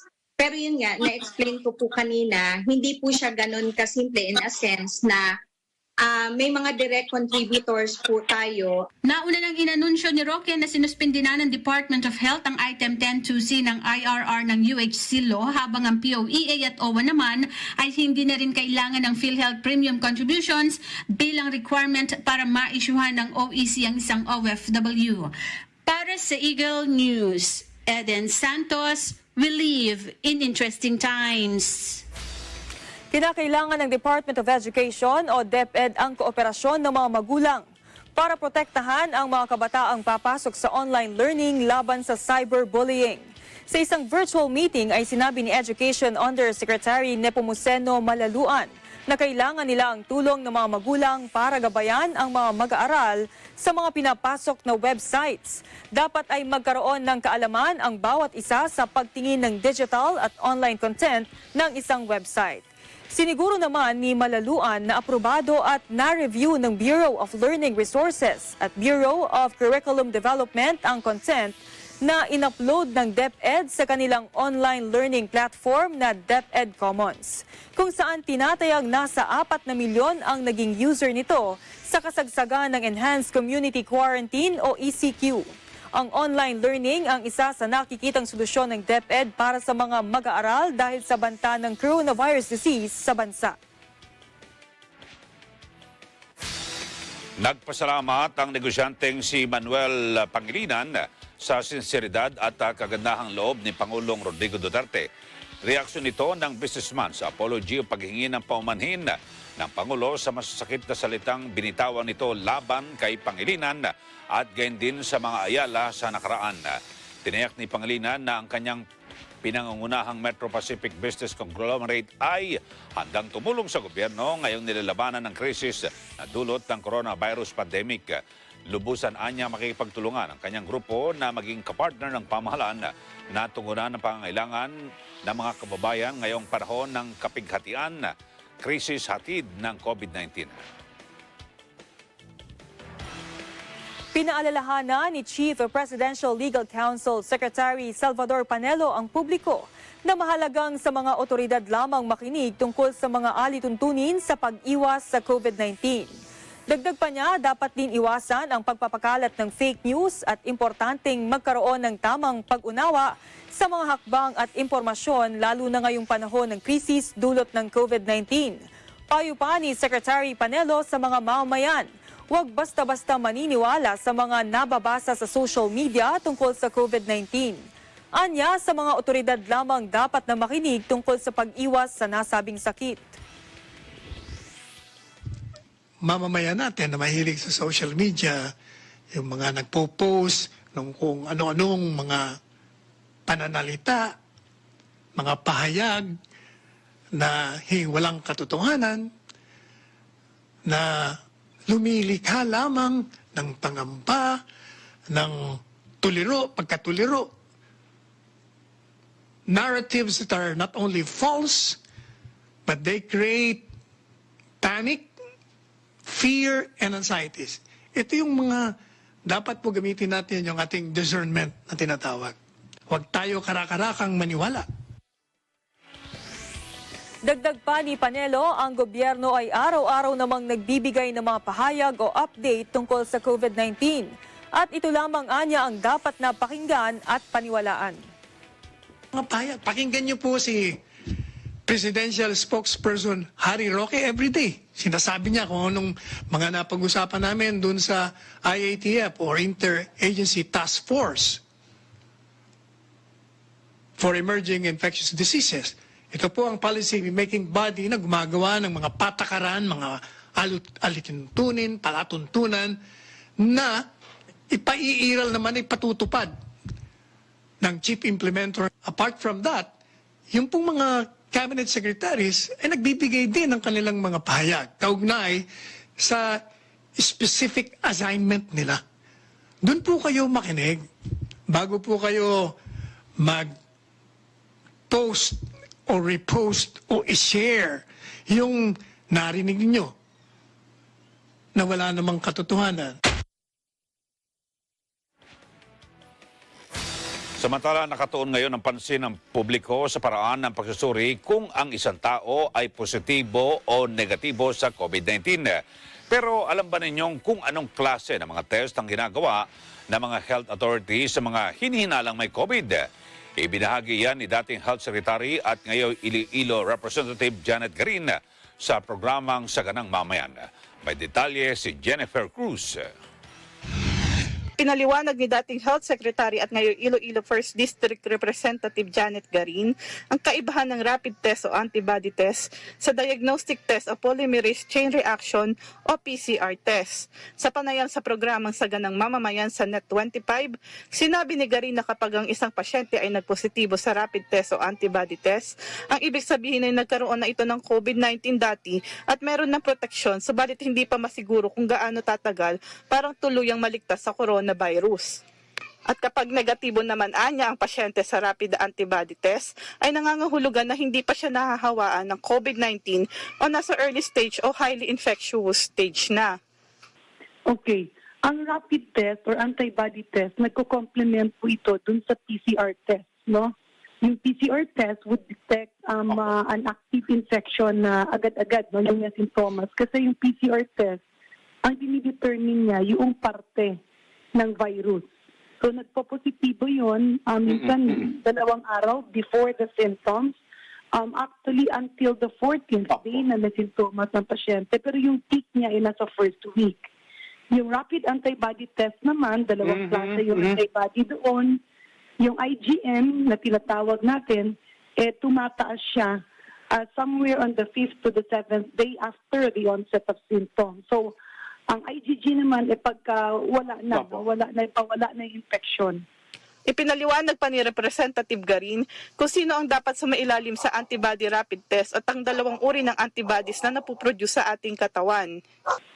Yung rapid test kasi, dahil antibody ang hinahanap niya, 2 klase po ang antibody. Ginawin ko lang po ha. Yung antibody, ito po ang ginagawa ng katawan natin. Our body produces antibody bilang pangontra sa virus. Yun po yung measure ng katawan ng tao kung ikaw ay merong reaksyon sa isang virus. So pagka po IgM, nagpo-positibo po ito starting on the 5th to the 7th. Pero nagpitik talaga siya during the 2nd week of infection. At this point of time, dahil may antibody ka, parang kinukontra niya na yung virus. Parang kumbaga dumidikit na siya sa virus, tinatakpan niya yung virus, kaya yung epekto sa katawan mo hindi na malala o hindi mo na nga maramdaman. Yung IgG naman, pag bumababa si IgM, ang ibig sabihin nun is early response antibody. Pero itong si early response, hindi ito tumatagal. Nawawala rin po ito sa katawan. Punapalitan siya ni IgG, no? Or yung delayed response antibody. Ang IgG, yan po ay nananatili sa ating katawan. Minsan pwedeng lifetime, minsan pwedeng 20 years, minsan pwedeng 10 years. But the IgG antibodies sa lahat po ng infeksyon sa buong mundo ay nananatili bilang pangontra. Kaya yung tinatawag doon, nagkakaroon ka na ng immunity. Para sa Eagle News, Jennifer Cruz, we live in interesting times.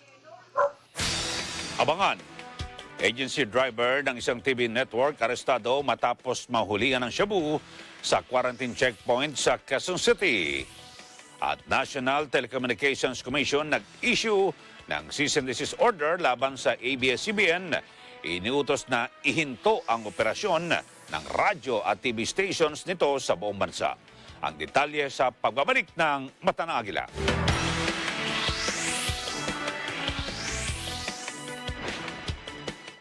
Maliit pa sila, pina-practice ko sila.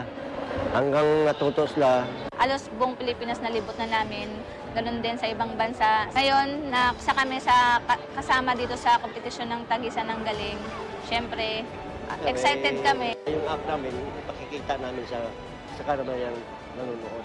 Kasama ko po ang aking tatay at ang tawag po sa amin ngayon ay the Father and Daughter Balancing App.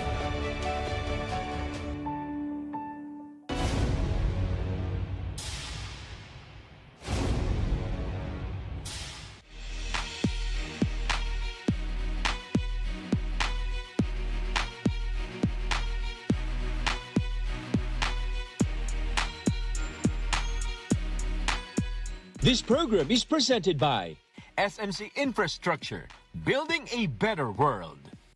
Sanmig Sugar-Free White Coffee, puno ng white coffee taste without the sugar, kaya lower calories. Try mo na, Sanmig Sugar-Free White Coffee, Sarap ng white coffee, now sugar-free. Vet-approved NutriChunks, the only premium dog food with active boost for optimum energy and prebiotics that help strengthen immunity. Just like Catherine Bernardo, gawing listo ganado ang fur babies nyo. Listo ganado sa NutriChunks. Co-presented by Kubert, expert in air conditioning and electromechanical. Also engaged in structural, electrical, fire protection, plumbing, and sanitary services. Kubert, your ultimate MEPS and air conditioning solutions. Vita Herbs Philippines Green Coffee. Masarap, mabango, at healthy pa. Canrib Corporation, your ventilation and air conditioning specialist. New San Jose Builders Incorporated. Unlad Incorporated International. Fight against global poverty. In participation with Rain or Shine Elastomeric Waterproofing Paint. Color for protection for your home. Matimco. Matimco is wood.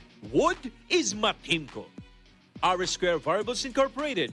Your trusted UPS supplier and UPS maintenance provider in Luzon, Visayas, and Mindanao. CompuZell Computer Services. ID card and lanyard manufacturer. Saisho International Trading Corporation. DN Steel. EMAT UPVC Roof Corporation.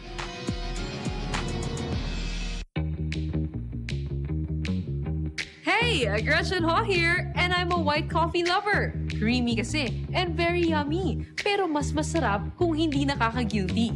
Check my new discovery, San-Made Sugar-Free White Coffee.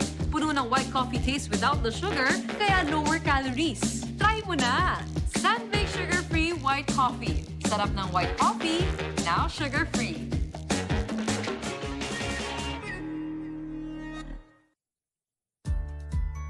The Metro Rail Transit 7, or MRT-7, is a planned rail and road project from North Avenue, Quezon City to San Jose del Monte, Bulacan, with 14 stations, which can service 650,000 passengers daily.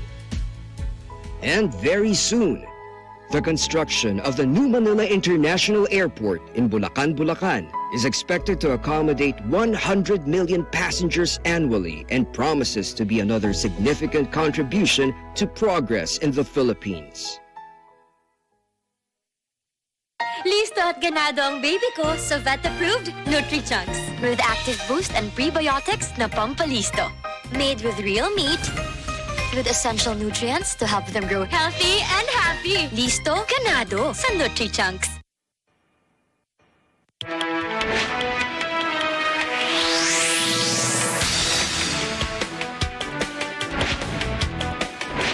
Sa iyo pang top story, iniutos ng National Telecommunications Commission o NTC sa TV network na ABS-CBN na ihinto ang operasyon ng radio at TV stations nito sa buong bansa.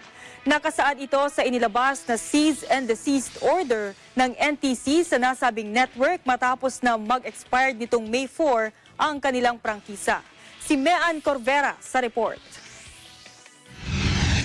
Pinatitigil na ng National Telecommunications Commission ang TV network na ABS-CBN sa pagsasahimpapawid ng kanilang mga programa sa radyo at telebisyon sa buong bansa. Sa inilabas na cease and desist order, sinabi ng NTC na dulot ito ng expiration ng kanilang prangkisa kahapon. Sa kautusan ng NTC na may petsang May 5, sinabi nito na dapat itigil na ng ABS-CBN ang operasyon ng kanilang TV at radio station sa buong bansa dahil hindi pa naaprubahan ng Kongreso ang kanilang hinihiling na franchise renewal. Nag-expire kahapon ang 25 taong prangkisa na ibinigay ng Kongreso sa ABS-CBN sa ilalim ng Republic Act 17966.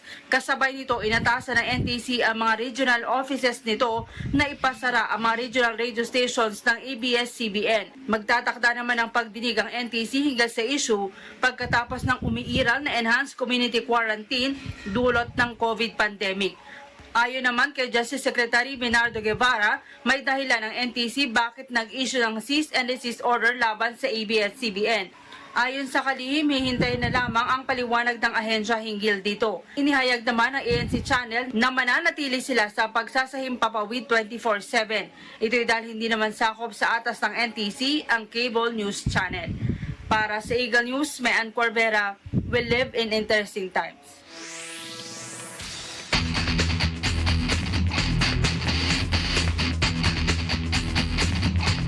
Sa kulungan ng bagsak ng agency driver ng GMA7 matapos na mahulihan ng shabu ng mga tauhan ng Quezon City Police District sa quarantine checkpoint sa barangay Loyola Heights, Quezon City. Nakilalang suspect na si Baron Giovanni Belison na naka-assign bilang driver ng GMA News and Public Affairs. Base sa report ng QCPD, minamaneho ni Belison ang crew cab ng GMA DCWB nang makainitan nito ang isang motorista na sakay ng Toyota Revo. Nilipitan daw sila ng pulis upang kausapin pero bigla raw umarangkada si Belison para tumakas na agad naman siyang naharang na magabantay sa checkpoint. Nang hinihina ng mga pulis ang driver's license ni Belison, dito na nila nakita ang dalawang sachet at nang hininalang shabu. Pero agad daw na isinubo ng suspect ang isang sachet upang itago ito pero na-recover ng mga pulis ang isa pang sachet na naglalaman ng 0.2 grams ng shabu. Agad na dinala si Belison sa QCPD Station 9 kung saan siya ikinulong at isinalang sa investigasyon. Nakatakdang sampahan ng kaso ang suspect sa kasong reckless driving at possession of dangerous drugs sa ilalim ng RA 9165 o Comprehensive Dangerous Drugs Act. Samantala, nilinaw ng GMA7 na hindi nila direktang empleyado ang suspect kundi mula ito sa kanilang third-party supplier na script. Ayon naman sa script, kung mapapatunayan na guilty ang suspect ay hahayaan nila ito na harapin ang mga parusa na itinatakda ng batas. Upang maiwasan ang kaparehong insidente, magsasagawa umuna ang kumpanya ng random drug testing sa hanay ng kanilang mga driver at ang mga magpopositibo ay papatawan ng kaukulang disiplina na maaari nilang ikatanggal sa trabaho.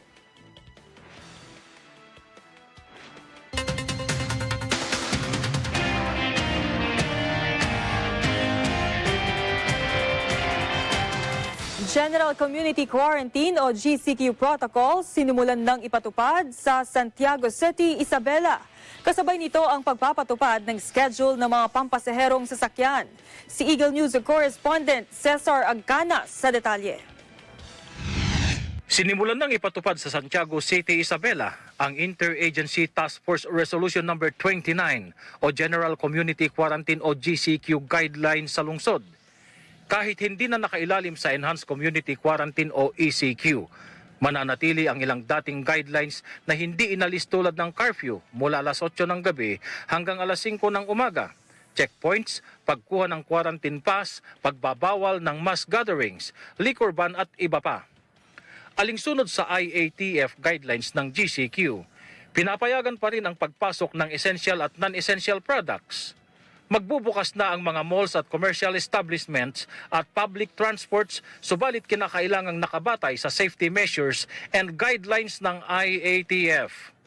Tanging ang physically fit lamang na edad 21 anyos hanggang 59 anyos ang papapasukin sa syudad at dapat na may travel pass at health certificate. Ang mga manggagawa ay kinakailangang may working pass mula sa City Hall na ibibigay ng mga barangay officials, ang schedule ng mass transportations at public utility transports at tricycle transports ay nakabatay sa odd-even plate number schemes alinsunod sa limitasyon ng mga pasahero batay sa IATF guidelines. Ang mga non-residents sa syudad ay lilimitahan din ang pagpasok. Araw ng Lunes ay makapapasok sa syudad ang taga Isabela, habang Miyerkules naman ay mula sa Quirino at Biyernes naman ang mula sa Nueva Vizcaya at Ifugao provinces. Kaugnay nito, nakaranas ang Santiago City ng masikip na daloy ng trapiko sa inisyal na pagsasakatuparan ng General Community Quarantine mula sa ECQ. Mula sa Santiago City, Isabela, para sa Eagle News, Cesar Agcanas, we live in interesting times. At tapusin na ngayong linggo ng lokal na pamahalaan ng Pagadian City ang pamahagi ng cash aid sa ilalim ng Social Amelioration Program. Ayon sa LGU, nagkaroon ng delay sa pamahagi ng ayuda dahil sa malaking populasyon ng lungsod. Si Eagle News correspondent Eric Bachiller sa detalye. Di ba nakaabot sa itinakdang deadline ng DSWD na hanggang 30 na lang ng Abril, ngunit pinagsisikapan pa rin ng LGU Pagadian na tapusin nitong linggo. Ang time element, ang time frame ba, dili ni kapas. Ma-check na mo tarong, basta taga may saktong oras, pero kayo pag-abot sa kwarta karon kinalan ihatag na sunod adlaw. Alis kay kitsa may pasali ka na ako, pasali din kung pasali ka na. Okay, naman inyong disability province o sa disability sa ilang provincial sa ilang regional nga disability. Sila ipapailan na mo check, basta pag iyon sila approve. Pero para mo lang, pagpangatag na mo, napag-disability na po mo check. Halos 2 linggo ang validation, katuwang ang mga kawani ng DSWD at CSWD. Ayaw kay mahurot ang tao sa disability, mahurot ay lang, naman ko yung DSWD na CSWD sa city, napag atong cashier, so mo station ni sa kadlong unong tao, usay 7-8. Maglisod na sila kay kulang ng tao. So nasa 54 na barangay ang meron ng syudad. Nga lang, ang mga malalaking barangay ay ginagawan pa rin ng paraan. Kada kung tagkong barangay, di mo kung isa. Tagputlo ka station, pati San Jose. Dili na sa functional ganyan isa. Gapon, ang Balangasan, 4 ka station. Isa dali, eskwelahan, barangay hall, sa Balisteros, pati eskwelahan. So, 4 ka lugar. But we will finish target na mo Tuesday sa 5.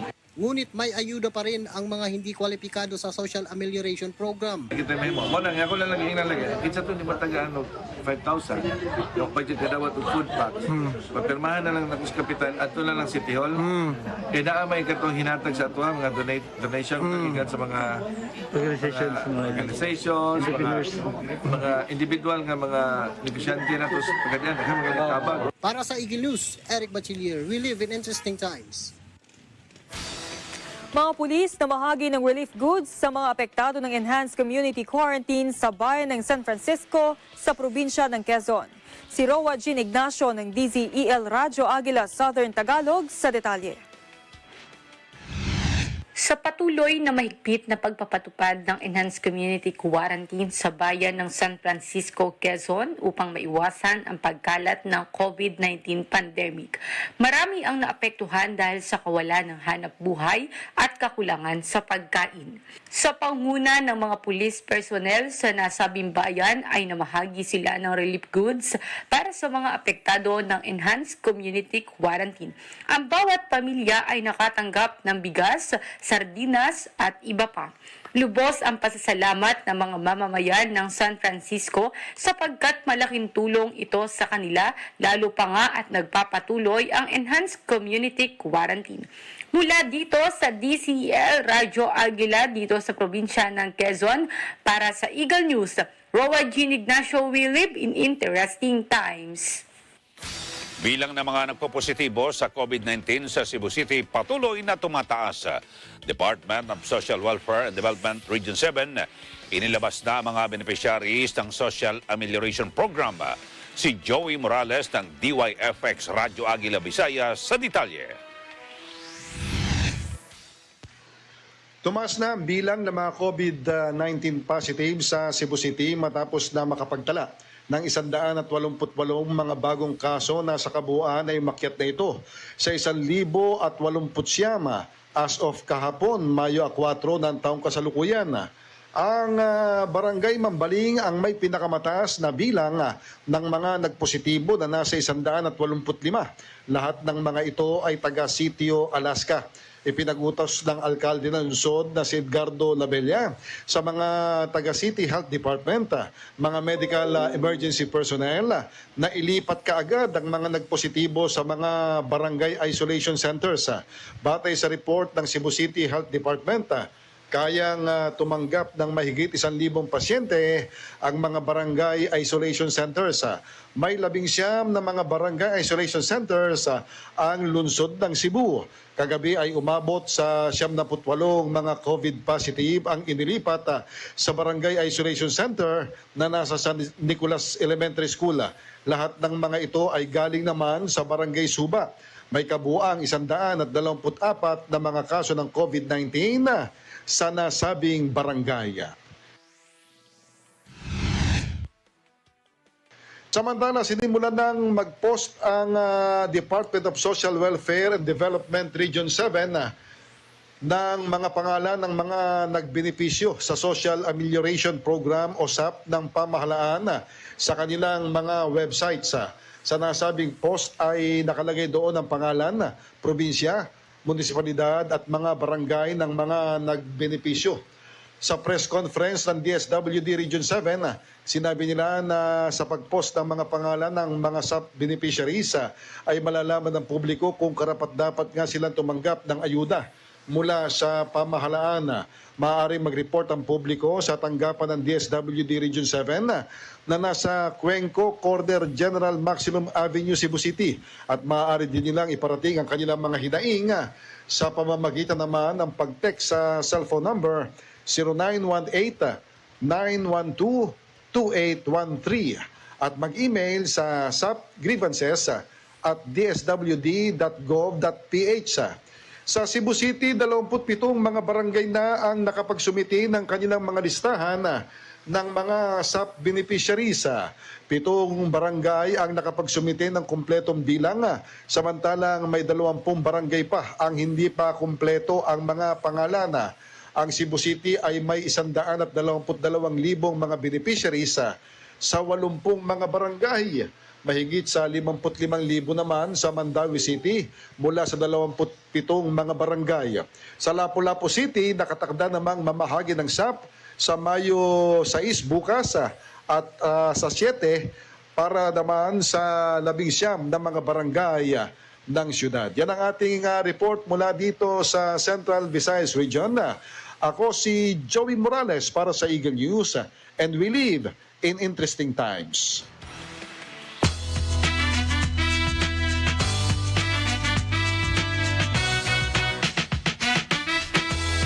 Nag-harvest ng tanim ng mga gulay sa kanilang bakuran ang Ormoc City Mayor at aktor na si Richard Gomez. Para kay Goma, magandang pagkakataon ito na asikasuhin ng ating bakuran at magtanim ng gulay na maaaring makain upang hindi na bumili pa. Ayon kay Goma, noong nakaraang buwan niya lang itinanim ang mga pechay at matapos ang 1 buwan ay maaari na itong i-harvest at iluto. Sa damian niya ng kanyang na-harvest ay nakapagbigay pa siya sa kanyang mga kapitbahay. Si Mayor Goma rin mismo ang naghanda at nagluto ng pechay gisado na siyang ihahain niya sa kanyang pamilya. Isa ang gardening sa pinagkakaabalahan ng mayor-actor habang siya ay nasa bahay lamang.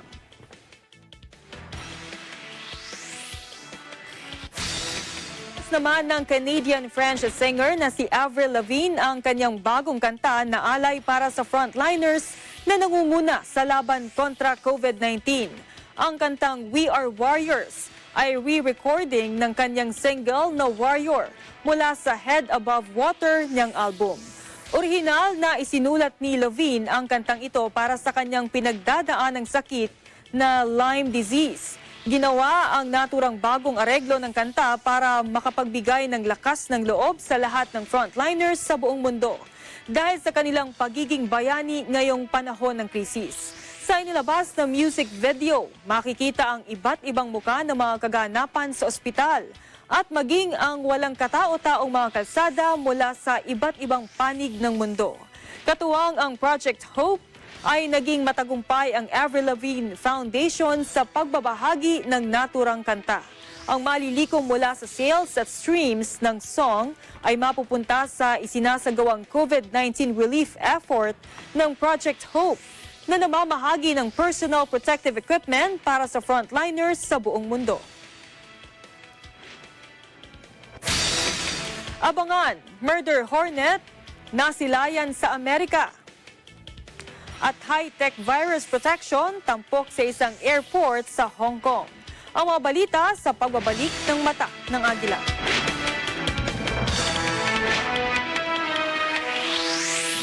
Kung magtatagumpay tayo, salamat. Kung mag-fail tayo, salamat. Ang importante po, sinubukan natin, ginawa natin yung makakaya natin. Napatunayan ko na yung talent na binigay sa akin ng Diyos, mas may expose pa.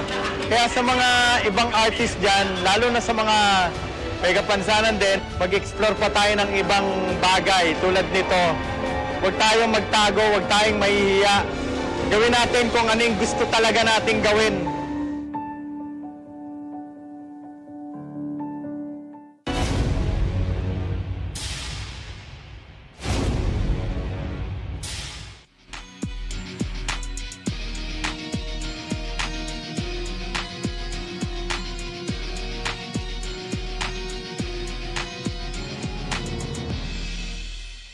This program is presented by SMC Infrastructure, building a better world. Sanmig Sugar-Free White Coffee. Puno ng white coffee taste without the sugar, kaya lower calories. Try mo na! Sanmig Sugar-Free White Coffee. Sarap ng white coffee, now sugar-free. Vet-approved NutriChunks, the only premium dog food with active boost for optimum energy and prebiotics that help strengthen immunity. Just like Catherine Bernardo, gawing listo ganado ang fur babies nyo. Listo ganado sa NutriChunks. Co-presented by Kubert, expert in air conditioning and electromechanical. Also engaged in structural, electrical, fire protection, plumbing, and sanitary services. Kubert, your ultimate MEPS and air conditioning solutions. Vita Herbs Philippines Green Coffee. Masarap, mabango, at healthy pa. Canrib Corporation, your ventilation and air conditioning specialist. New San Jose Builders Incorporated. Unlad Incorporated International. Fight against global poverty. In participation with Rain or Shine Elastomeric Waterproofing Paint. Color for protection for your home. Matimco. Matimco is wood. Wood is Matimco. R Square Variables Incorporated. Your trusted UPS supplier and UPS maintenance provider in Luzon, Visayas, and Mindanao. CompuZell Computer Services. ID card and lanyard manufacturer. Saisho International Trading Corporation. DN Steel. EMAC UPVC Roof Corporation.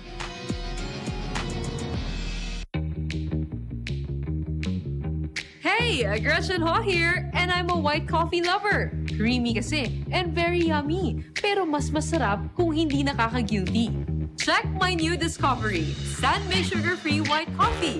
Puno ng white coffee taste without the sugar, kaya lower calories. Try mo na! Sanmig Sugar-Free White Coffee. Sarap ng white coffee, now sugar-free.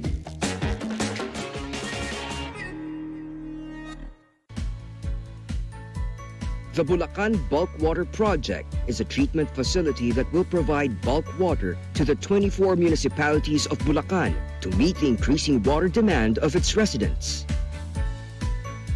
Through concessionaire, SMC Infrastructure also initiated the significant improvements of the Manila North Harbor Port, the country's busiest port. Listo at ganado ang baby ko sa vet-approved NutriChunks with active boost and prebiotics na pampalisto.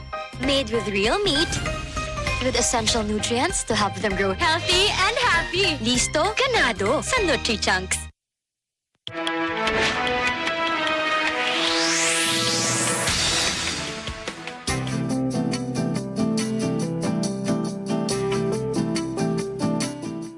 Nasilayan sa Washington State sa kauna-unahang pagkakataon ng Asian giant hornet na siyang world's largest species of hornet. Ayon sa Washington State Department of Agriculture, nasa 2 inch ang haba nito na 5 beses ang laki kung ikukumpara sa bubuyog. Ang naturang insekto ay tinaguriang murder hornet dahil isa ito sa pumapatay sa honeybees. Delikado rin para sa mga taong makakagat dito dahil may taglay itong toxic venom na katulad ng sa ahas na nakamamatay. Katunayan ay nasa 50 katao ang nasawi sa Japan kada taon dahil sa naturang insekto.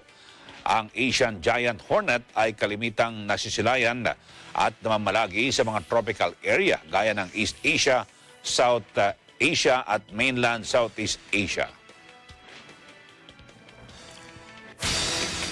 Naisaayos na ang main pipeline sa Quito, Ecuador matapos mapinsala ng landslide noong April 7. Ayon sa isang local oil company, nakaapekto ito sa iba pang hydrocarbon pipelines sa Ecuadorian Amazon. Full operation na nila ang kabuuan ng Trans-Ecuadorian Pipeline System.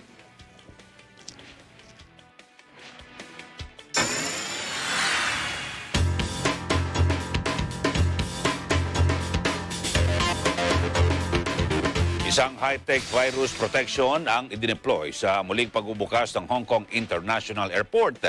Sa pagpasok ng airport ay kinakailangan dumaan muna sa autonomous cleaning robot. Ito'y upang masuri ng robot ang temperatura ng pasahero at staff ng paliparan Kasunod ay ang 40-second disinfection. Ginagamit din ang robot sa pagdidisinfect ng airport bathrooms. Ang paggamit ng robot ay makabagong teknolohiya at ilan lamang sa mga naging hakbang ng mga bansang tinamaan ng coronavirus disease.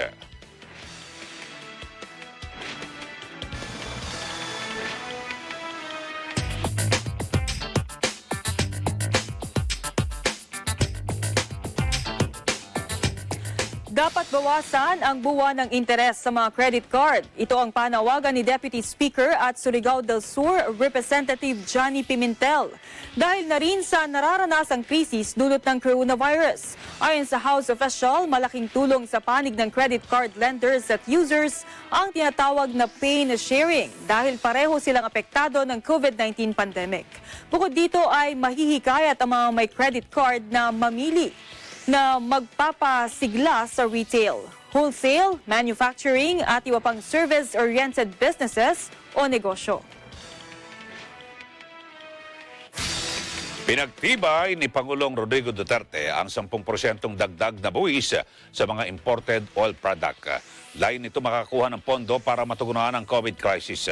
Sa Executive Order 113 na nilagdaan ng Pangulo, ang import duties ay pansamantala lamang sa klaw ng EO ang petroleum oils at langis na nagmumula sa bituminous minerals at crude petroleum gases at iba pang gases, hydrocarbons at waste oils. Nabatid sa datos ng gobyerno na karaniwang nagpapataw ng 3% na taripa ang Southeast Asian nation sa mga imported na langis at refined petroleum products.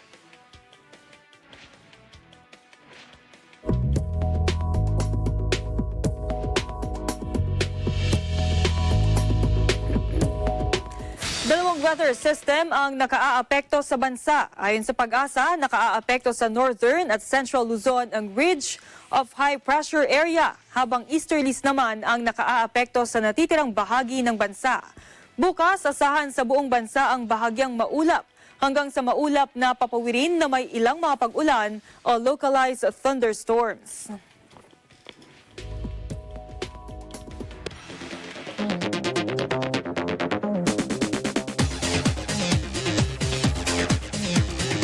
Higit 250,000 na ang bilang ng nasawi sa buong mundo dahil sa COVID-19.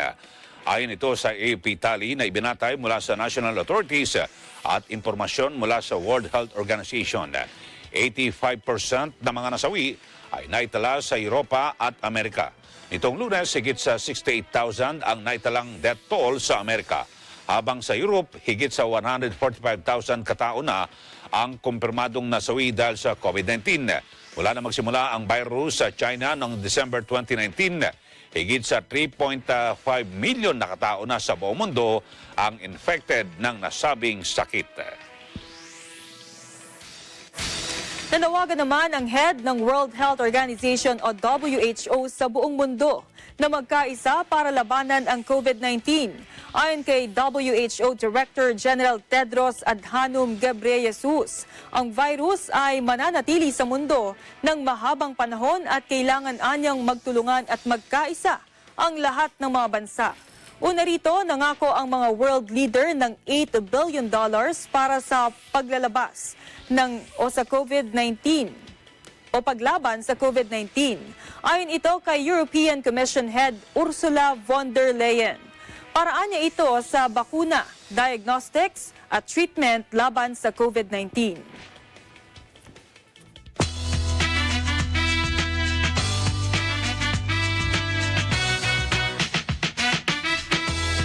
Kinumpirma na ng Walt Disney Studios na magkakaroon ng bagong Star Wars movie.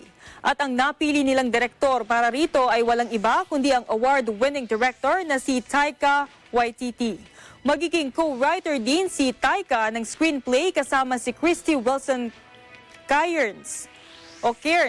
Kamakailan lang ay nagwagi si Taika sa Academy Award for Best Adapted Screenplay para sa pelikulang Jojo Rabbit. At naging direktor para sa first season finale ng The Mandalorian.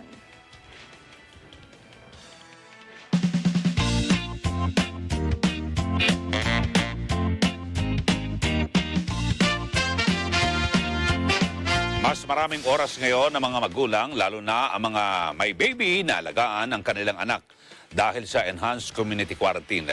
At dahil hands-on ang lahat sa pamilya, nakikita ang pagbabago sa baby lalo na't kung inaayusan at tinuturuan ng maglakad. Si Maylin Mariano Rivera sa detalye. Naging magandang pagkakataon ang enhanced community quarantine para makabonding ang mga anak, lalo na ang mga baby.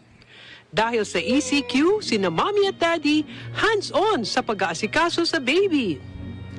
Gaya na lamang ni Safi Castro San Juan, na 10 buwang gulang, todo asikaso sa kanya. Mula sa kanyang pagligo, hanggang sa paglalaro, nakaalalay ang parents.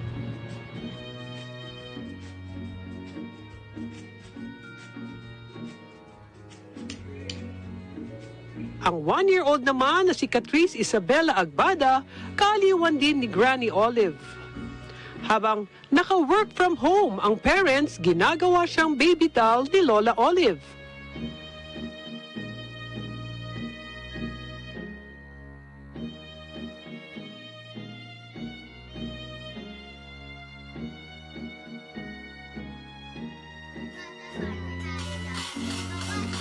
Sina Hailey Solen, 2 years old, at Hilary Celine Mariano, 5 months old, ay todo smile dahil lalo silang naasikaso ngayong may quarantine.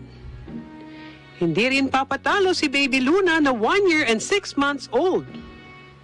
Sanay humarap sa camera at nakakaaliw kapag inaayusan.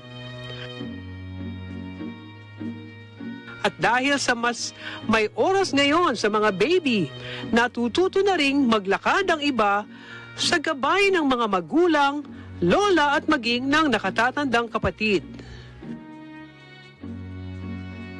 Para sa Eagle News, Maylin Mariano Rivera, we live in interesting times. At bago tayo magtapos, maliit man o malaki, ang inyong mga donasyon ay makatutulong ng sapat para sa mga frontliners at health workers na pangunahing humaharap sa COVID-19 pandemic. Ang beneficiary ng Enjoy Music Beyond the Crisis EBC 52nd Anniversary Digital Concert for a Cause ay ang FYM Medical Foundation. Pwede kayong mag-donate gamit ang Visa, Mastercard o JCB Credit, Debit, Prepaid Card or PayMaya Card saan mang panig ng mundo kayo naroroon. Pumunta lang sa pymy.co/EBC. Piliin ang halaga ng inyong donasyon at ipasok ang inyong card details. Pag wala naman kayong credit card, gumamit ng PayMaya app para mag-donate. I-scan ang QR code na makikita sa inyong screen. At mag-log on sa PayMaya app, click ang scan button, i-point ang inyong camera sa QR code na nasa screen at ipasok ang halaga ng inyong donasyon. Together, let's all do our part and stand as #One Against COVID-19.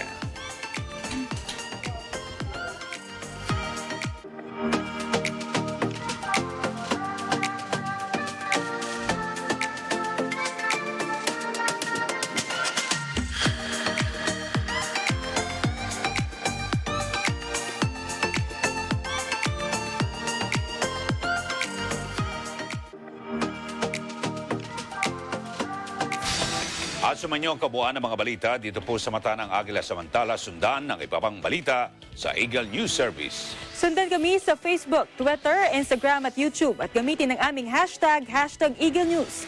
Bisitahin din ang aming website sa eaglenews.ph. Panoorin ang Mata ng Agila at ang iba pang programa ng Eagle News sa eaglenewslive.com. Para sa mga bago at patas na balita mula rito sa bansa at iba't ibang panig ng mundo, ito ang Mata ng Agila.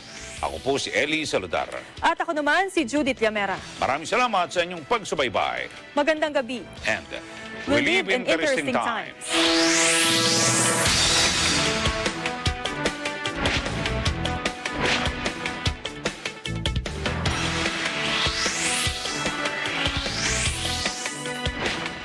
This program was brought to you by Vita Herbs Philippines Green Coffee.